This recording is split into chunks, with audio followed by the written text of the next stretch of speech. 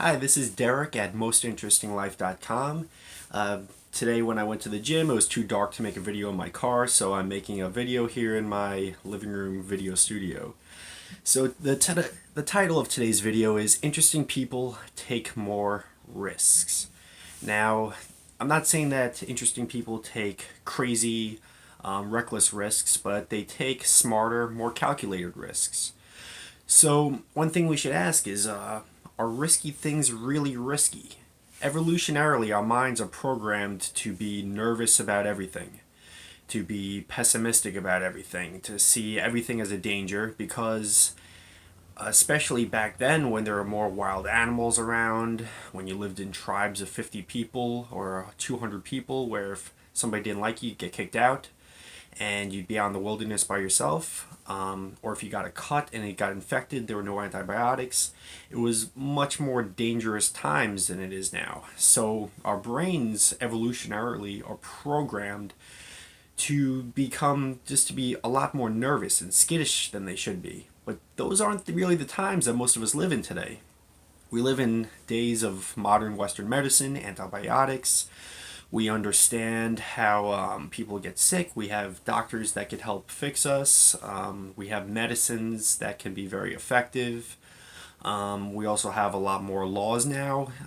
You hear in the news all the time about people getting attacked, people dying for a variety of reasons, but in the days that we live in right now, it's actually the safest time in history, and you are the least likely to die of a violent death now than any time in recorded history. So the reality is that we live in very safe times. Crazy things do happen all the time.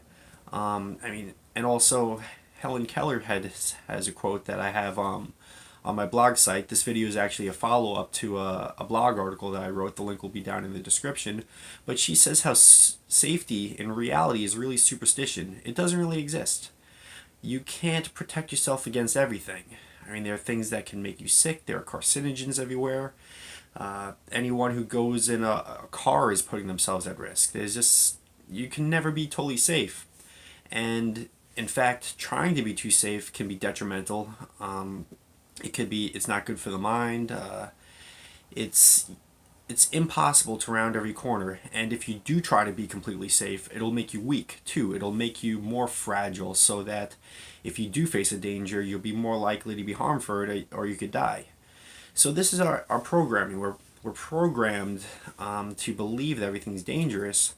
So the part of our mind that calculates risk and decides whether or not we should do something, it's not right. It's skewed. The numbers are skewed. All the little calculations on our subconscious mind, the things that make us nervous, they're not accurate. So most people actually take a lot less risks than they should, and this itself can be a risk.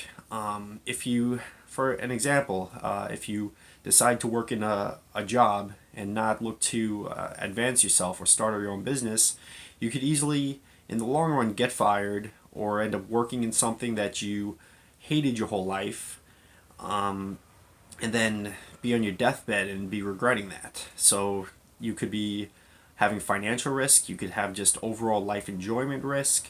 I think that's a greater risk than if you were to try to start a business, or if you were to try to get a better job. But a lot of people, they like to live in a safe bubble, and they don't want to, it just feels too risky. Any sort of change feels risky to people. Again, evolutionarily, we knew most of the things that happen in life. We knew what most of the food was. We knew what most people were, because there weren't too many people around. And this is what we're programmed for. So anything that was change or that was different from that was seen as a danger. And that's how we're programmed nowadays to be like that. So one of my favorite quotes that you also see in the ebook I wrote, How to Live a More Interesting Life, and also on this website, is "Fortune favors the bold." Most people do not take intelligent, calculated risks. They don't live the interesting life. So the few people that do are the ones that reap all the benefits. This is one big reason why there is a 1% of the world population, or even the population in the United States, that has most of the wealth, is because most people do not take the risks that they should. They also don't do the work that they need to, coupled with taking the smart, intelligent risks to get to where they want to be. So fortune, life, the world, the universe, whatever you want to call it, favors the people that do take the right risks. If you look at it from a spiritual aspect, it could be called faith. If you look at it from a scientific aspect, it could be called calculated risks and calculated planning, knowing all the factors and making the right decisions. So, one of the biggest regrets of the elderly in life, they've interviewed a lot of people on their deathbeds. They've said things like they wish that they gave back more, they wish that they lived true to themselves. Living true to yourself could be a real risk, like really going for what you want in life. But also, they said taking more risks is something that they wish that they did on their deathbeds. They would give anything to be able to go back in their lives and be able to take more risks. So I always say a great way to live life, and probably one of the most important ways to live life, is to think, what would your 80 or 90-year-old self wish that you did? I think that the greatest risk of all is to have regrets when you're 80 or 90, and when you're maybe not in the same health that you were when you're younger, when you had a lot more time ahead of you. To have regrets of all the possibilities, I think that's one of the biggest dangers and risks that I could even think of. Really just think about when you're 80 or 90, the types of regrets you could have and the pain that that would bring. Or think about the types of joyful things that you want in your life and how happy you could be if you only to make certain changes. Think about how much more interesting your life can be. Also, a lot of the best stories you have in your life, the things that you'll be telling around at family parties with friends, it's times that you've taken certain risks. It's times when you've talked to that girl or guy and started a conversation. It's times when you went on that roller coaster, a skydive, a bungee jumped. I do a lot of videos on stuff like that, the psychology behind it.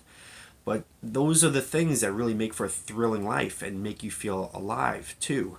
We're here to have physical experience and to really build a life where we're souls living in this physical realm. And we're not here just to sit around and be stagnant. We're here to shine like bright lights, like beacons of light, and live an extraordinary life, an interesting life, whatever way that is defined by you. It's different by every people, but almost always guaranteed there's risk involved in order to achieve things for yourself, for your loved ones, for things that are important, and in order to help the world. So that's really all I have to say today. Make it a habit of taking more risks in your life, smart, calculated risks. Even things like skydiving and bungee jumping, they aren't really that risky. Almost all people who do it are completely fine. It's very rare that something bad happens.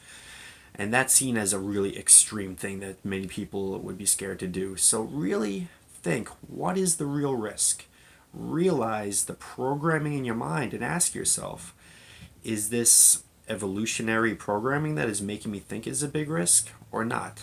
Also, think of the bigger risk of a lack of security in the long run.